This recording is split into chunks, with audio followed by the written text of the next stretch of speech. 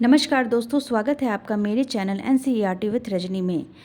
दोस्तों, पिछले वीडियो में हमने क्लास 6 के 7 चैप्टर को कंप्लीट किया था। आज के वीडियो में हम लोग क्लास 6 के 8 चैप्टर को पढ़ेंगे। तो चलिए दोस्तों, स्टार्ट करते हैं। NCERT with Rajni my channel name, और हम जो आज चैप्टर पढ़ने वाले हैं वो क्लास 6 का 8 चैप्टर को पढ़ेंगे। और हमारे चैप्टर का नाम है वो है प्रकाश, छाया और प्रतिबिंब।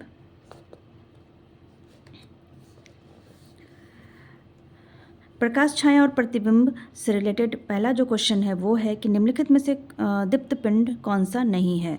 पहला है विद्युत बल्ब, बी टॉर्च, सी सूर्य और डी पेंसिल। नाम से ही पता चल रहा है D is the right answer, यानी कि यह पेंसिल कोई दीप्त पिंड नहीं है। क्वेश्चन नंबर 2 है, यदि आप किसी वस्तु के आर पार देख सकते हैं तो वह वस्तु प्रकाश को अपने अंदर से होकर जाने देती ऐसी वस्तु को क्या कहते हैं। तो जब हम किसी वस्तु के आर पार देख सकते हैं और प्रकाश उस वस्तु से होकर जाती है तो वो एक पारदर्शी वस्तु होती है। अपारदर्शी वस्तु से प्रकाश की किरण आर पार नहीं हो सकती है, और पारभासी वस्तु से प्रकाश की किरण आर पार तो होती है परंतु स्पष्ट रूप से नज़र नहीं आती है। तो इसका जो आंसर हो जाएगा वो ऑप्शन ए हो जाएगा, यानी कि पारदर्शी। क्वेश्चन नंबर 3 में है कि कुछ वस्तुओं से आर पार देख तो सकते हैं परंतु बहुत स्पष्ट नहीं, ऐसी वस्तुओं को क्या कहते हैं। अभी जस्ट मैंने बताया है कि ऐसी वस्तुओं को हम पारभासी कहते हैं, कि पारभासी वस्तुओं को आर पार देख तो सकते हैं परंतु स्पष्ट नहीं, ऐसी वस्तु को पारभासी कहते हैं। तो answer C is a right answer. Question number 4 है, निम्नलिखित कथनों पर विचार करें। पहला है प्रकाश के स्रोत, दूसरा है पारभासी वस्तु और तीसरा है अपारदर्शी वस्तु। उपरोक्त में से छाया बनने के लिए क्या आवश्यक है। तो छाया बनने के लिए हमें पारभासी वस्तु नहीं अपारदर्शी वस्तु की आवश्यकता होती है, क्योंकि पारभासी वस्तु होगी तो वह स्पष्ट रूप से छाया नहीं बन सकती, वो स्पष्ट रूप से वो दिख नहीं सकती है, इसलिए उससे छाया नहीं बनेगी। तो हमें छाया बनने के लिए जो चाहिए वो है एक प्रकाश के स्रोत और दूसरा है अपारदर्शी वस्तु, यानी कि option D is a right answer, पहला और तीसरा। क्वेश्चन नंबर 5 है, सूची छिद्र कैमरे से सड़क पर चलते लोगों के प्रतिबिंब कैसे दिखाई देते हैं। पहला है उल्टा, बी है सीधा, सी है दोनों या इनमें से कोई नहीं। तो इसका आंसर जो है वो answer A is a right answer. तो एक बार हम लोग इसका डिटेल देख लेते हैं कि सूची छिद्र कैमरे में सड़क पर चलते लोगों के प्रतिबिंब उल्टे दिखाई देते हैं। तो कैसे दिखाई देते हैं। तो सूची छिद्र कैमरे से सड़क पर चलते लोगों के प्रतिबिंब उल्टे दिखाई देते हैं। इसका कारण यह है कि प्रकाश हमेशा सीधी रेखा में यात्रा करता है। जब प्रकाश की किरणें वस्तु के ऊपरी हिस्से में से आती है तो वे छिद्र से गुजरकर स्क्रीन के निचले हिस्से पर पड़ती है। इसी प्रकार वस्तु के निचले हिस्से से आने वाली किरणें स्क्रीन के ऊपरी हिस्से पर पड़ती हैं, जिससे एक उल्टा प्रतिबिंब बनता है। क्वेश्चन नंबर 6 है कि सूर्य ग्रहण के समय सूर्य को सीधे देखने से क्या होता है। तो हम लोग बचपन से सुनते आए हैं कि सूर्य ग्रहण के समय सूर्य को नहीं देखना चाहिए, यह आँखों के लिए हानिकारक होता है। तो option A is a right answer, कि आँखों के लिए हानिकारक होता है सूर्य ग्रहण के समय सूर्य को देखना। क्वेश्चन नंबर 7 है कि दर्पण अपने ऊपर पड़ने वाले प्रकाश की किरणें को क्या करती है। पहला है परावर्तित करती है, बी है अपवर्तित करती है, सी है विवर्तित करती है, डी परिक्षेपित करती है। तो इसका आंसर जो है वो ऑप्शन ए है, यानी कि परावर्तित करती है। एक बार हम लोग इसका डिटेल पढ़ लेते हैं कि हम दर्पण के सामने रखी हुई वस्तुओं का परावर्तन भी दर्पण में देखते हैं। कभी कभी हम झील और तालाब के पानी में पेड़ों, इमारतों एवं अन्य वस्तुओं का परावर्तन देखते हैं। अतः दर्पण अपने ऊपर पड़ने वाले प्रकाश के किरणों को परावर्तित कर देती है। तो ये जो क्वेश्चन है कि दर्पण अपने ऊपर पड़ने वाले प्रकाश की किरणों को क्या करती है, तो वो परावर्तित कर देती है। तो फ्रेंड्स, क्वेश्चन चैप्टर 8 में इतने ही क्वेश्चन हैं। तो इस चैप्टर 8 से जो हमें जो मुख्य पॉइंट मिलते हैं वो यह है कि पारदर्शी वस्तु किसे कहते हैं, अपारदर्शी वस्तु किसे कहते हैं और पारभासी वस्तु किसे कहते हैं। यही इस चैप्टर का मुख्य पॉइंट यही है। तो इस चीज़ को आप अच्छे से लर्न कर लेना कि पारदर्शी जिससे जो सूर्य की प्रकाश की किरणें आर पार हो सकती है, अपारदर्शी जिससे सूर्य के प्रकाश की किरणें आर पार नहीं हो सकती है, और पारभासी यह इसे जिससे सूर्य की प्रकाश की किरणें आर पार तो हो सकती है परंतु स्पष्ट रूप से दिखाई नहीं देती है। तो ऐसी वस्तुओं को हम पारभासी कहते हैं। तो चैप्टर 8 से जो इम्पॉर्टेंट पॉइंट थे वो यही हैं। तो हम लोग आज चैप्टर 9 को भी स्टार्ट कर लेते हैं। क्योंकि ये चैप्टर 9 थोड़ा लंबा है तो हम नेक्स्ट वीडियो में इसको कंप्लीट कर लेंगे, लेकिन आज हम लोग कुछ क्वेश्चंस को पढ़ते हैं। तो हमारा जो चैप्टर 9 है वो है विद्युत तथा परिपथ। और इसका जो पहला क्वेश्चन है कि निम्नलिखित में विद्युत सेल का उपयोग किस में होता है। पहला है अलार्म घड़ी, बी है रेडियो, सी है कैमरा, डी उपरोक्त सभी। तो सभी को पता हो कि विद्युत सेल इन तीनों में उपयोग होता है। तो option D is a right answer. Question number 2 है, निम्नलिखित कथनों पर विचार कीजिए।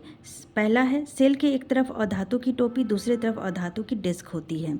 दूसरा है सेल के एक तरफ धन चिन्ह तथा दूसरी तरफ ऋण चिन्ह होता है, यह सही है। तीसरा है सेल में विद्युत ऊर्जा संचित रासायनिक पदार्थों से विद्युत उत्पन्न होती है, तो यह भी सही है। तो इसमें से असत्य कथन को पूछा गया है। तो सेल के एक तरफ अधातु की टोपी नहीं, धातु की टोपी और दूसरी तरफ धातु की डिस्क होती है। तो ऑप्शन ए जो है वो आपका option A is a right answer, यानी कि जो पहला है वो रॉन्ग है, यानी कि इसमें असत्य कथन पूछा गया है। तो पहला option A is a right answer. एक बार हम लोग इसका डिटेल देखते हैं कि विद्युत सेल में धातु की टोपी धनात्मक सिरा और धातु की डिस्क ऋणात्मक सिरा कहलाती है।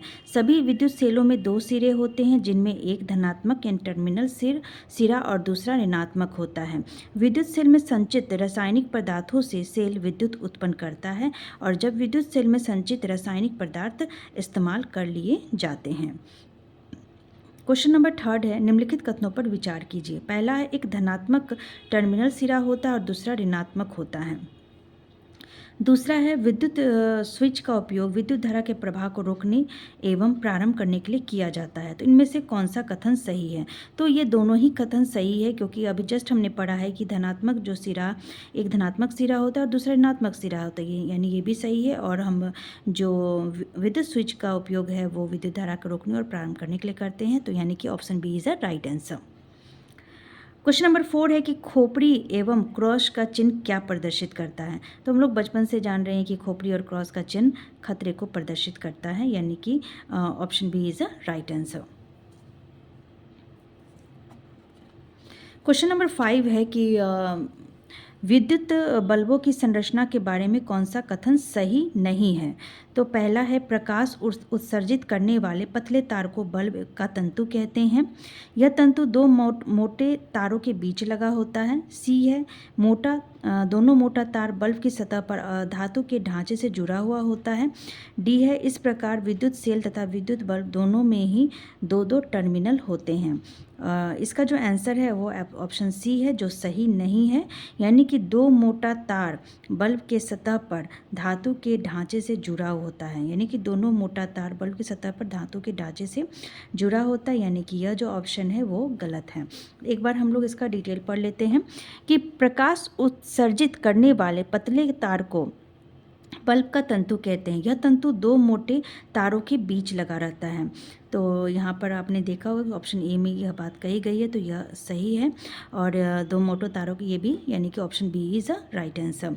तो नेक्स्ट है, क्या बताया गया कि इसमें ये मोटे तार तंतु को आधार प्रदान करते हैं। इन मोटे तारों में से एक मोटा तार बल्ब की सतह पर धातु के ढांचे से जुड़ा हुआ होता है और दूसरा मोटा तार आधार केंद्र पर धातु की नोक से जुड़ा होता है, और इसमें दोनों ही मोटा तार को धातु के ढांचे से जुड़ा हुआ बताया गया है। इसीलिए option C is a right answer, यानी कि यह गलत कथन है।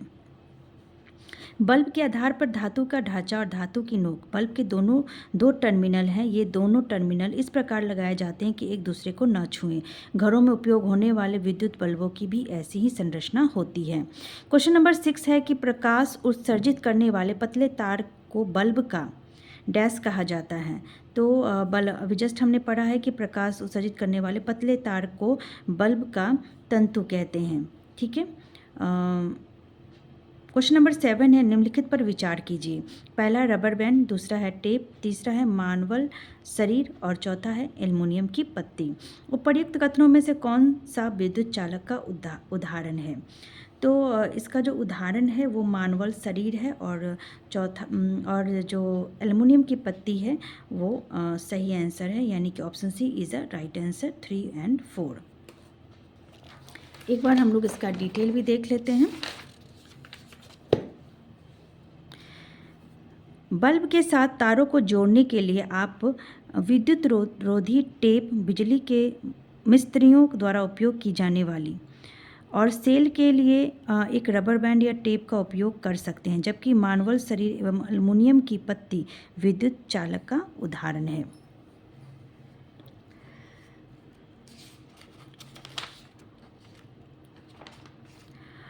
क्वेश्चन नंबर 8 है, निम्नलिखित में से सही कथन की पहचान करें। पहला है विद्युत रोधी पदार्थ अपने अंदर से विद्युत धारा प्रवाह होने देते हैं। दूसरा, विद्युत चालक पदार्थ अपने अंदर से विद्युत धारा प्रवाह होने देते हैं। उपर्युक्त में से कौन सा कथन सही कथन कौन सा नहीं है? तो केवल कथन 1 जो है वो सही नहीं है, यानी कि option A is a right answer. जो पदार्थ विद्युत धारा को प्रवाह होने देते हैं वह विद्युत चालक है, और विद्युत रोधक अपने अंदर से विद्युत धारा को प्रवाहित होने नहीं देते हैं। तो इसमें जो रॉन्ग आंसर है वो ऑप्शन ए है, क्योंकि विद्युत रोधी पदार्थ अपने अंदर से विद्युत धारा प्रवाह नहीं होने देते हैं। ठीक है, तो फ्रेंड्स आज के वीडियो में इतना ही। इसमें और भी क्वेश्चंस बाकी हैं जो हम लोग नेक्स्ट वीडियो में पढ़ेंगे, और नेक्स्ट वीडियो में चैप्टर 10 को भी कंप्लीट करने की कोशिश करेंगे। तो आज के वीडियो में इतना ही। अगर आपको मेरा वीडियो अच्छा लगे तो लाइक करें, सब्सक्राइब करें। मिलते हैं अगले वीडियो में। धन्यवाद।